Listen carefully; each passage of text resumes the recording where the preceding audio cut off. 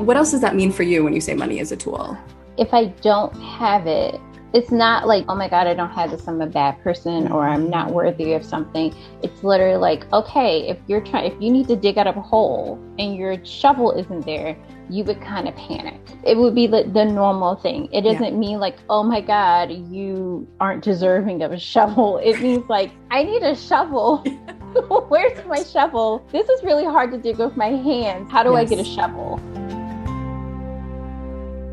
Welcome to the Money Skills for Therapists podcast, where we answer this question: how can therapists and health practitioners go from money shame and confusion to feeling calm and confident about their finances and get money really working for them in both their private practice and their lives? I'm your host, Linzy Bonham, therapist turned money coach and creator of the course Money Skills for Therapists. Hello and welcome back to the podcast. So before we get started today, I wanted to share another review from Apple Podcast. It's so nice to have these reviews and your feedback on the podcast. And this review was titled So Needed. They said, loving this podcast so far, having real, honest conversations about our money stories, what it means to work through our money stuff, and how to use our money for our personal lives and our businesses as healers. Such a needed discussion. Can't wait to hear more. Thank you for your review, and whoever left that review, this episode is going to be right up your alley.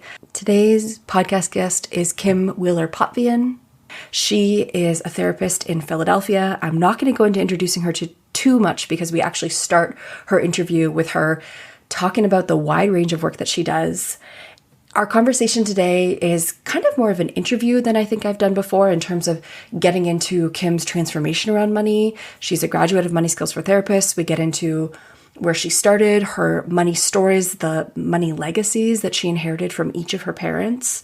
And then we talk about how that fear of having too much money, the fear of taking up space and being ambitious that I think so many therapists can relate to, was showing up in her relationship with money in these really specific behaviors. Along the way, we also get into systemic racism, and she makes some really insightful points about how scarcity and competition between therapists can actually be facets of systemic racism and systemic sexism. It's a really rich conversation. I so appreciate Kim's openness and honesty in sharing her story, and I hope you enjoy it.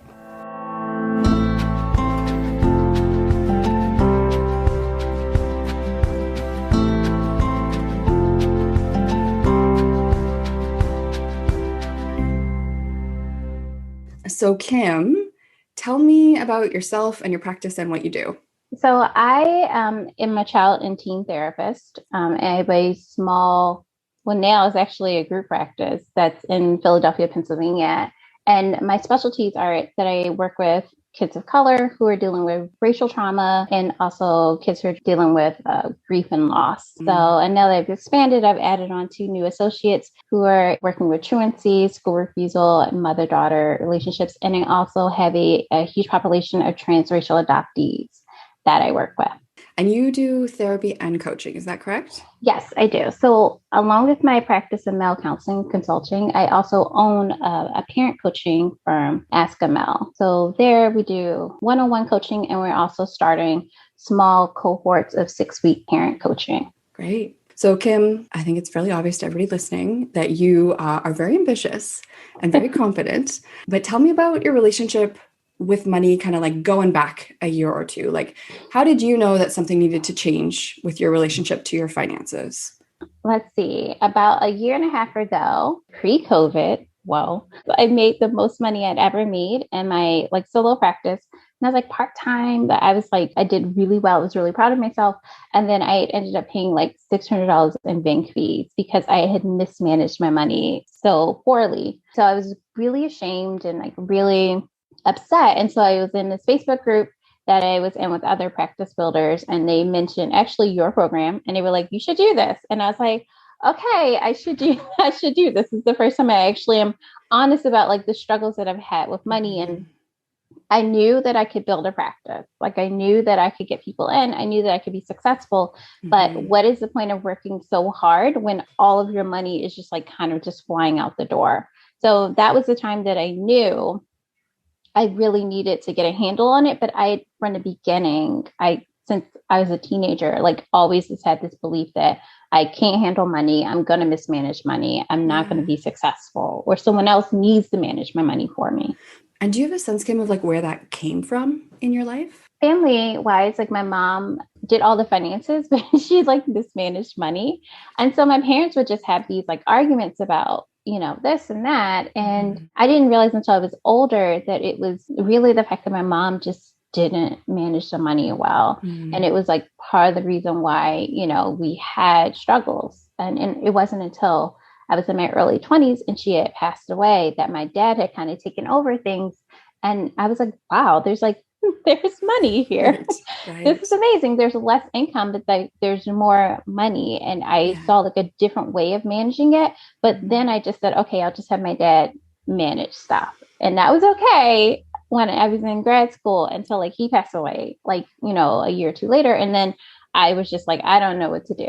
Right. So, I mean, it kind of sounds like you inherited in some ways like a story that was kind of about your mom's behavior. Is that a fair understanding? Right. Yeah. So it's like I'm like, oh, I'm a shopaholic, or I like to spend things or spend it before it goes, robbing Peter to pay Paul, even when it's there. So even the notion of me having money in my account, if it hit a certain amount, I was like, this has to be spent. Yes. It can't stay here. But if it was less than a certain amount, or I knew, okay, I need this to last for this amount of time, then all the stuff that my dad taught me would pop up and I could manage things and I could know like how to prioritize things. But it was just this dichotomy thinking of like, okay, it's either this or it's that, but I was never in this like space of actually being able to apply the things that he was teaching me, like consistently, so that I could have these things called budgets and savings and, have plans, and I would look around and be like, all these people are making these moves because they have some kind of stability or they have some kind of plan. Whereas I'm like, the only way that I'm ever going to be successful is if I get like this windfall of money and I plop it into something and then it'll generate more. And so I'll just always have money to just like kind of spit out, you know? Yeah. And I think like for a lot of us, when we're struggling with money, there can be like that fantasy of like, if only I had a bunch of money, winning the lottery, right? There's that fantasy. But I think something you pointed out is like so true, which is that when you have that behavior though, because it sounds like for you, there was like this number that above that number, it's like, in a way, the money's got to go. Yeah. Right. Like you would spend above that. And like, there's kind of this concept of the financial thermometer where it's like, what's the range that we're comfortable with? And it sounds like for you, there was like a range above this range, you do a certain thing. Below this range, you do the opposite thing. Yeah. And what was happening in the middle of those behaviors? I mean, in the middle, it was like, I was not spending anything. I was like, okay, there's like this spot where I was like, I'm okay. Like, as long as nothing comes out or as long as nothing touches, because I would look at my account and say, okay, I could go an entire month without spending anything. And I was like, that's kind of interesting, even if something was like, I was like, oh, that looks nice. I would have no desire to buy it because I didn't have a need to buy it, and so then it was like, okay, is it that I need these particular things like because of their function, or is it because it's serving another purpose for me? Yeah.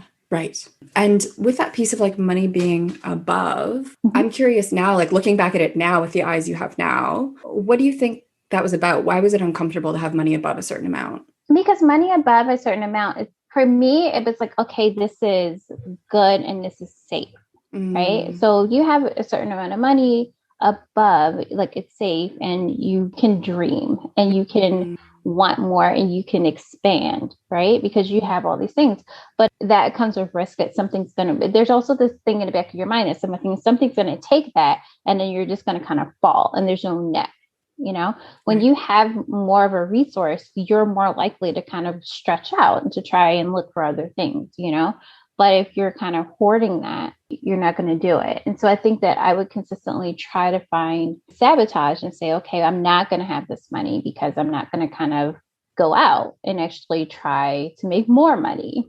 I'm not going to try, like, I don't want to have more money. I would have these thoughts of if I had more money, then there's something bad would happen to me, or somebody's going to take this, or it's going to change me, or having money is bad. I wasn't realizing that I was keeping myself in this really, crappy pattern. Yeah. Yeah. Like in a way, were you keeping yourself small? Absolutely. Yeah. Absolutely. Okay. Yeah. So I'm wondering, Kim, like as you started to become aware of these things and decided you wanted to change and Mhm. work on your finances, your relationship with money, what were the fears that came up about that? The fear was a lot of shame, Yeah. or a lot of like, I should have done this before, or if I had done X, Y, and Z, I wouldn't be in this particular position. And then also, I would have to be honest about how much I was making, Mm. how I was collecting money from like my clients, when I wasn't collecting money, because Yes. another part of the reason why I would have like these overdraft fees and all this is because I would not collect no-show fees and late cancellation fees from my clients because I would Mm. feel terrible about it because I'd be like, it's around the holidays. And then they're going on vacation. And Yes. Yes, they are. I was like, they're living their best lives. And I'm like, oh my gosh, like I have to pay my office rent. So I knew that if I actually looked at my bank account, I would see how much it was. And I would, every time I opened my bank account anyway, I would just be like, kind of crack myself for it's, let me see a negative, let me see. And I would just feel really bad about myself. So I conditioned myself to like not looking at my bank account Yeah. unless I absolutely had to. And so I knew that if I was going to start actually working on my money stuff, that I actually had to look at it. I had to really look at what I was spending and changing those habits, even if they were comforting for me. So it does, it stirs up a lot of shame, it stirs up a lot of fear. But the bigger thing was also it stirs up this drive to do more and to make more money. And that was really what I was afraid of. Like I wasn't Yes. afraid of working hard to make the money, but I was really afraid of all the other things that you need to do to make money, which is raise your rates, collect, have difficult conversations with people. Yeah. That was what I was struggling with. Right. I mean, to connect it back to what you said earlier about like, in a way, you're keeping yourself small. Making more money means you have to like take up space.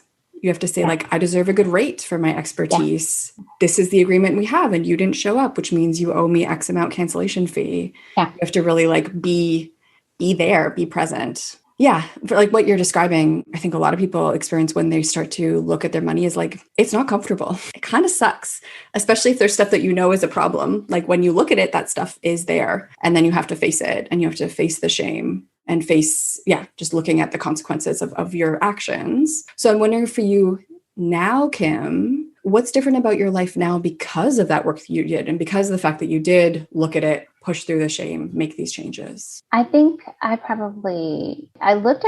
actually looked at my bookkeeping system because I have a Yeah, bookkeeping you system do. now. So I looked at that from when we actually worked together, like January 2020. And I think I had made like, I don't know, I felt really good about myself. I made like $4,000 that month. Mm-hmm. And we're not at the end now. And like I've taken weeks off and I probably made like double that. I mean, I'm probably gonna make 10,000 this month. Right. So and I'm like, that was cool. That's cool. That's cool. That's an understatement. But I was like, that was cool. And I didn't have overdraft fees. I think that's a big thing.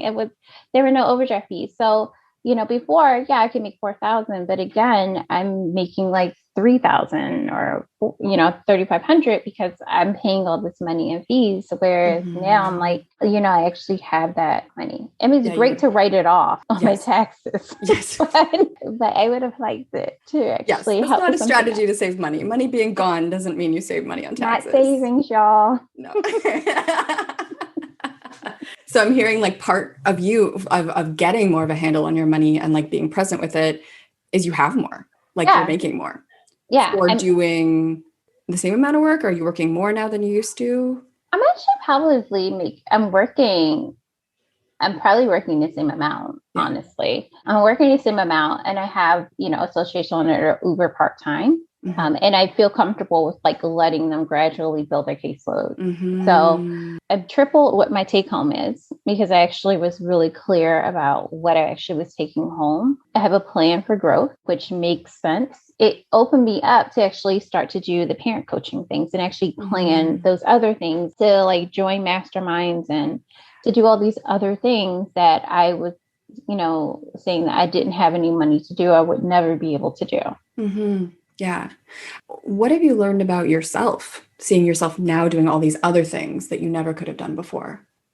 I mean, that I'm actually a business owner and like Yeah. I'm not playing therapy. And I've always known that I've been a good clinician, but this is, it's a difference in that, I actually have a viable business. And then, I go into banks, open up a bank account, and they're like, oh, this is good. And I'm like, oh, okay. Like, I don't feel like this is a lot, but they're like, this is good. Like, they see like your company has grown, for the past like 2 years. And it's like your revenue is like, consistently quadrupled. So like that's huge. And I wouldn't have had the energy or the desire to keep going had I not actually looked at where is all my energy being used? Am I actually maximizing my potential, which I definitely wasn't doing before. No. And something I hear in you too, as you're talking about your group practice growth as well, is like you seem calm about that. Like they can grow at their own pace. Sometimes I see people when they step into group practice, there's this like urgency, like I need you to build your caseload and I need you to earn this much, right? Because there's a void there that needs to be filled, right? There's like a need for revenue. And I'm hearing something very different in you, the way you're talking about yours. I definitely occasionally have that where I'm just like, oh my gosh, like I'm running at a deficit. And my husband's like, what are you talking about? Again, because we sat through and we looked through all the stuff, like I look at what my operating expenses are. They went back down, and I was freaking out because they went up again. And then I was like, okay, but I'm in a transition in a business. So that's what it's going to be. Yes. And it'll go back down. And I have, a target for what I need to do. And I have to come up with a plan with it for it. I mean, occasionally I do still look at that and say, oh, I need them too. But then I also think about, but I don't want just any client in our practice. Like I'm not taking money out of desperation. I'm not setting them up to do that. And I have a bigger plan and we'll be okay. Yeah. So how do you think about money now? I think of money as a tool. The emotion is, I look at my bank account like every day now, which I never did. I look at it basically just be like, what's the day? This is what I'm expecting to be in there. Okay, that's what's in there. I'm okay. I'm good. This thing right here is off. And I looked through it today and I was like, okay, this seems off. And, I had those initial twinges of like really beating myself up again. Like I mismanaged this. And then I looked through it and I'm like, okay, well then obviously what I need to do is then reset a date to like look at things. Like if instead of it being the shame spiral, it was like, okay, well, what am I going to do about this? Like I need to be on top of like what exactly is coming out. And then make a plan. How do I pay this? I'm going to break this into an installment. I'm going to talk to this person about this. How much am I paying for payroll? And like really looking at it that way instead of my life is over. And I say that very quickly to my husband, who looks at me and says, okay. And then I go on and I figure out what I'm going to do. Like it still has to come out. But a little twinge of my life is over. Yeah. My life is over. Yeah. And he's like, I need you to center yourself. That's a therapist husband phrase right there. Do you need me to call you back so you can center yourself and then we can talk? Right. So money being a tool then, like it sounds like there's this neutrality to that. Like it's information, you use it to do things. Yeah. What else does that mean for you when you say money is a tool? If I don't have it, it's not like, oh my God, I don't have this, I'm a bad person or I'm not worthy of something. It's literally like, okay, if you need to dig out of a hole and your shovel isn't there, you would kind of panic. It would be the normal thing. It doesn't mean like, oh my God, you aren't deserving of a shovel. It means like, I need a shovel. Where's my shovel? This is really hard to dig with my hands. How do I get a shovel? Right. And then it also is then, okay, well, what is it that's keeping me from getting a shovel? Is it like this a-hole over here who's saying you can't get a shovel? Right. Is it because you lost it? Is it because you misplaced it? Did it break? And then what are your strategies to get it? Right. So I look at it that it literally is a tool. That's exactly what it's for. That's what it was created. And there are all these other emotions that are tied to it. And oftentimes that's kind of intentional. And it's because of people who have more money. Right. Like the system is set up that way. Yeah. And in terms of how the system is set up, something that you mentioned before is like that it's set up to make us feel scarcity. Tell me more about what you mean by that. There's always this message that there isn't enough. And I know, and this is just for me, as, a Black woman, like, and I'm in the US, that the system is set in a way that I am not meant to be successful. Yeah. It just is, I'm just not meant to be successful. So, when we look at like, in my viewpoint of all these isms, classism and racism is really like kind of set into this idea of scarcity, that there are only a certain amount of people who can have something. And so it's much easier to pit people against each other when we're all like fighting for a particular resource that has artificial scarcity placed upon it, right? We're all like fighting and we're spending all this money on diamonds, but no one's saying how many diamonds are really out here, right? Let's be real. It's that thing, like, oh my gosh, there are only so many people who can have power. There's only so many people who can have money. And it's like, that's not true. It's really not. So that's what I think of when I say, that this is like kind of a system that is designed to make you believe that, and it's not to your benefit. A lot of people can think it sounds really woo-woo to say, if you kind of think about it, you will actually, have abundance. But I think it's part of it. It's also saying, no, there's a dude over there who probably has like 1 billion of something, and he doesn't need all of them. No. Right. So that's yours for the taking. Yes. Right. Yes. They're not even going to miss that. No, absolutely not. Yeah. No. Really not. Yeah. And in terms of like systemically, I think you're absolutely correct. And I think something that I think about sometimes is like how much is actually required to like really experience abundance, right? Because there is a certain amount, a system that's designed to push wealth to the top. And there's people at the top who have an amount of wealth that is unfathomable and really at this point is not improving their life at all. Whether you have $10 billion or $500 billion, your life can't really get better. You've peaked. Any dissatisfaction you have is spiritual, mental health, relationship, right? But the difference that moving yourself from $40,000 a year to $200,000 a year for the rest of us is massive. In terms of what that means for your life and what you can do for your community and how you can empower initiatives around you, and like the change that you can make with that money is huge. I think especially in therapy and health professions where we also have that additional layer of being caretakers, empathetic people, we really buy into that story. I think it's trained into us to think that we are not entitled to ask for anything above survival. Yeah. And the thing is, I was watching something, it was like on Channel 4. It was like a clip, and it was like, it was like poverty or during the lockdown or something. And it was like, it just showed like this family, and they were really poor. And I'm like looking at it, and like a lot of the things I could kind of relate to as a kid.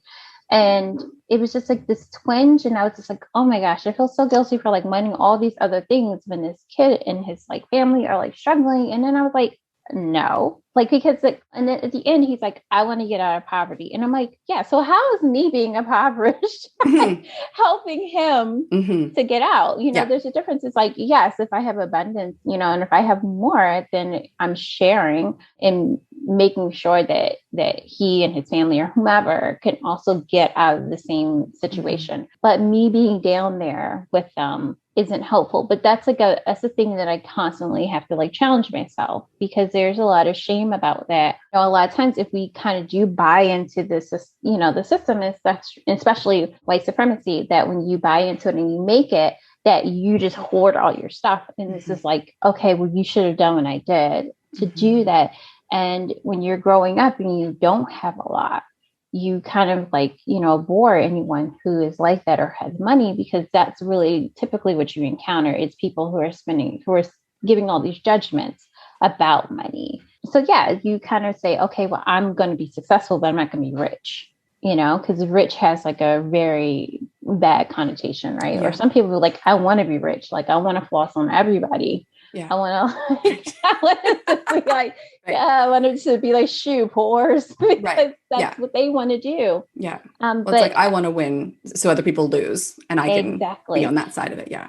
Yeah. And in that respect, I'm like, you still aren't winning, but I don't have to play that game. And I think that's the thing in this whole year and some change, that I realized that that's not the only way to be wealthy. Hoarding all this money and like having all this and looking down on people and throwing out a couple of ducats here and there to make yourself feel better, that there are other ways. Yeah. Another piece that you mentioned earlier that I want to go back to is, with money being a tool, and I hear that what you're saying now too, like we can choose to use it. Like when we build more money, so we're not hand to mouth and we're not in survival mode, we can choose to use that money in all sorts of ways, right? To make the world around us better. But also when you talk about money being a tool and like not having money, something you said that stuck out is like, if you look at your bank account and you're like, oh shoot, the money's not there that's supposed to be there, it doesn't say anything about you and your value. Can you tell me more about that? Yeah. I look at it and I've learned that you're going to run a business and you're going to fail. And so like this week, I failed to remember that something comes out like once a month. And that's a system fail, right? And so it's not necessarily, yeah, I mean, it's like it's definitely human error, but it's also like, no, I need to check that. Not, oh my gosh, like I just screwed up this other thing about like, and I'm never going to be able to like make money, which is not true because I made that money. I made that money back today. Right. So yeah, it literally is like I look at something and I'm like, okay, I just need to figure out how do I fix the system? How do I get more of this resource to keep me running? Right. If I like burn through all my gas, I'm not going to be mad at myself about it. I'm going to be like, how am I going to get some more gas? Like I got to get the gas. Yeah. If you run out of food, you got to get more food. I should get more food. Will I be upset that my child literally ate a whole bag of bagels in 2 days? Absolutely. But I'm going to just still go and get. That sounded like a real life example right there. So like a little bit. I got some carb hounds over here. And once I kind of detached myself from that, I felt, and also didn't feel as bad about more money coming in, because that was the other thing. I was feeling really bad about more money coming in, really guilty about some of my colleagues who weren't doing as well in private practice, because that pops up and they're like, oh, or you constantly get I'm not in this for the money. Right. And I'm like, okay, well, I am. So like, there's no reason, because I could just be, making a salary somewhere and be miserable. It's that sanctimonious, like, I'm not doing this because of blah, blah, blah. And, or therapy should be whatever. It should be free, or these things should be free. And it's the same people who say those things also have a salary. So it's like, you have a set salary. So you have money, like you have something guaranteed that's coming in. You have an income stream, but it's your judgment of you shouldn't want more than that, because you wanting more than that takes away from people who can't afford what you're providing. Yeah. And it was one of those things where once I realized that if I raised my rates, then all these like pro bono charity things that I was doing, I could actually afford to do them, like legitimately afford to do them, instead of sitting here and starting to feel resentful because people weren't paying me, or I'm reducing or sliding your fee. So instead of me running a charity, which charities get grants, they need to make money, they get grants. My grant writing is collecting my no-show fees. Like, let me do that. Yeah. But yeah, so it's fighting through all that, fighting through other people's opinions about, making money, the message that we get consistently about the fact that we shouldn't be in it for the money, that we shouldn't even look at this. You shouldn't even try to increase your revenue. You should just be so happy about this. Or you shouldn't be resentful for making a little bit of money. Like, oh, I do this, so I feel fine. It's like, that's great. But we also have to realize that not everyone has a partner or a spouse at home who has set income that's coming in to stabilize. And not everyone has the bandwidth or the ability to work another job and to do multiple things to do that. Or some people, seriously, I like to drive a nice car. I'm a social worker. I've spent years driving really crappy cars. I like my nice car. Yes. So those things that keep me, happy. Like, well, it's something that occurs to me, and this is kind of like a response that just popped into my brain when you said like therapy should be free. When I hear that, I think, yeah, sure, therapy should be free, and therapists should get paid like doctors. So if you want to value the work that we do at the impact it actually has, then set up a public healthcare system, which we have in Canada, and doctors here are free. The consumer, we don't pay for them, the patient, but they get paid really well by the government, as they should, because they're dealing with life and death situations, as are we, right? And so I think there's that piece there, like what's not said is like therapy should be free. And also we should just struggle and suffer because we're doing it out of the good of our hearts, which is Yes. just keeping us small. Just stay small. That's what I hear Absolutely. over and over. Stay small. And also, when we're looking at particular fields that are dominated by women, it's Mm-hmm. that, oh, well, this is just like charity work, or this is just some busy work. Like, you don't really need to make any money. Mm-hmm. There's no value to that. Or thinking about the fact that in our fields, a lot of times to be able to get like these post bachelor degrees, that's a lot of money and time and privilege to be able to do those things. And so those are different classes, those are different, like, and so we're not really thinking about the fact that like you have the resources to be able to do that. If we really care about diversity, if we really care about inclusion, then we have to also understand it. In order for us to have a more diverse population of providers, then we need to be able to like increase what the pay is. And even with entrepreneurs, is that we should do this. I mean, I know that I was looking at the stat for in the States. It was a stat in the States that basically said out of psychotherapists and private practice or something, that there were about like 80 something percent, like high 80s that were like white. There was maybe 3 or 4% that were like Hispanic, Latino, 2% that were like Black, 1% who were Asian, and there was like 0 point whatever percent of indigenous therapists. Now, if we're looking at what the actual population is, and we're looking at, the fact that there's lack of representation, then one of the big reasons for that is because of the gatekeeping to actually have access to education to provide that. And then also the incentive to actually go into these professions that are typically low paying, because everyone wears this mantle of, I'm not in it for the money. But the people who are able to say, I'm not in it for the money, literally have another way to live and survive. Yes. They right? probably have generational wealth that they can lean Absolutely. on. Yeah. They can drive into these impoverished areas or work with, the less fortunate, and then they go home. Notice drive. Because they have cars, they have access to these things. Yeah. It was those are the things that like once I like really started looking at it and recognizing like just my privilege in itself, the fact that I'm educated and I have access to that, like I have access to business advice because I have relatives that are successful in business, and really being okay with that, acknowledging what it is, and then saying, yes, this is a privilege and I'm going to make the best use of it. So that I can then help myself and I can help other people. Yes. And I can be an example that you can actually be successful. Even if I'm not necessarily like Mother Teresa and like shelling out a whole bunch of stuff, me actually being out here and being vocal and being present and, mentoring and helping other people shows like you can charge your worth, you can be successful. And that's huge.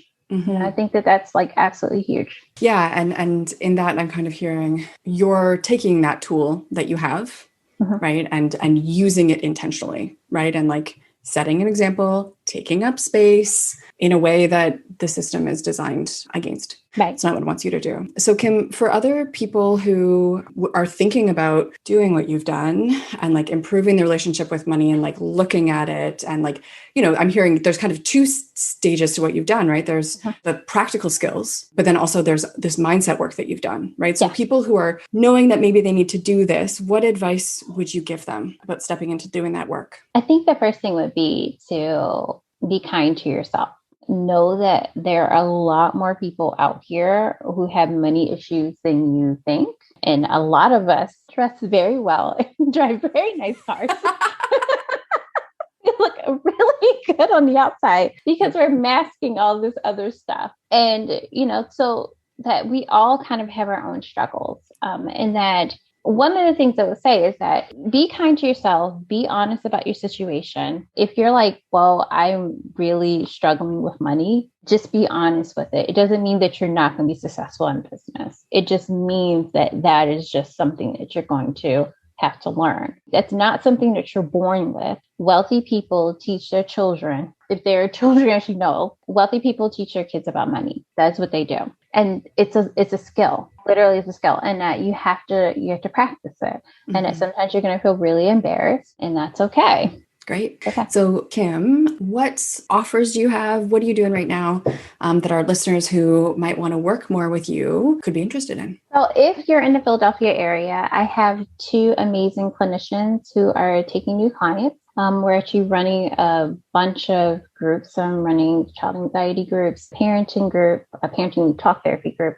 I'm running a group for transracial adoptee teens. I'm also offering a 6-week coaching cohort for parents on my Ask a Mel parent coaching firm. And where can people find you and follow you?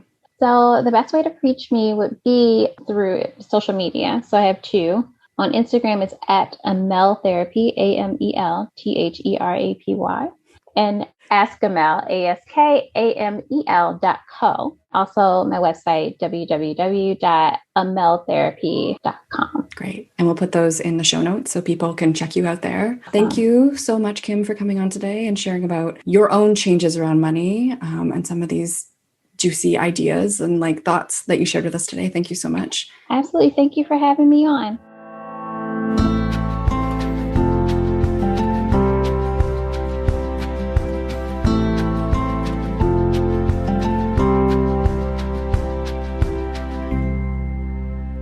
Re-listening to this conversation I had with Kim now a few months later, as we're putting together this episode, I was struck by how inspiring she is. You know, the work that she's done, how she's worked hard, the ways that she is taking up space now and working to take up more space and challenging narratives around therapists and wealth and race.